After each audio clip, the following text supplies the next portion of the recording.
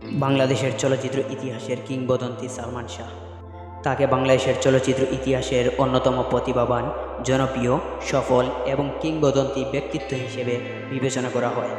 তাকে বাংলাদেশের চলচ্চিত্র জগতের রাজপুত্র, নায়কদের নায়ক, আধুনিক টলিউডের প্রথম সুপারস্টার, অমর, মহানায়ক এবং স্বপ্নের নায়ক উপাধিতে ব্যক্ত করা হয়।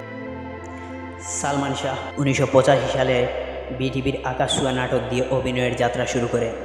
টেলিভিশনের নাটক দিয়ে তার অভিনয় জীবন শুরু হলেও 1990 দশকে তিনি চলচ্চিত্রের অন্যতম জননন্দিত শিল্পী হয়ে ওঠেন। 1993 সালে তার অভিনীত প্রথম চলচ্চিত্র সুহানুর রহমান সুহান পরিচালিত কিয়ামত থেকে কিয়ামত মুক্তি পায়।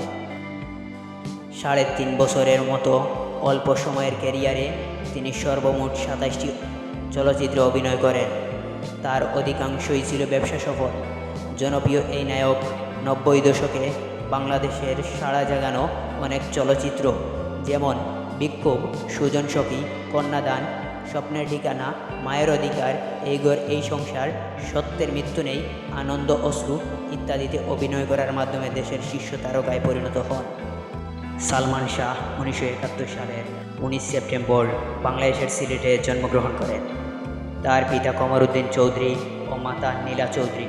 তিনি পরিবারের বড় ছেলে, যদিও তার জন্মনাম শাহরিয়ার চৌধুরী ইমন, কিন্তু চলচ্চিত্র জীবনে তিনি সবার কাছে সালমান শাহ বলেই পরিচিত ছিলেন।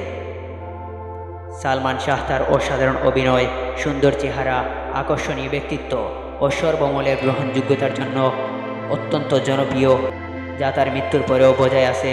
তার পেশাগত অর্জন, ব্যক্তিগত জীবন, শৈল্পিক সম্ভাবনা, অকাল মৃত্যু এবং আকাশচুম্বী জনপ্রিয় সব সময় সংবাদ মাধ্যমের আলোচনার বিষয় হয়ে এসেছে।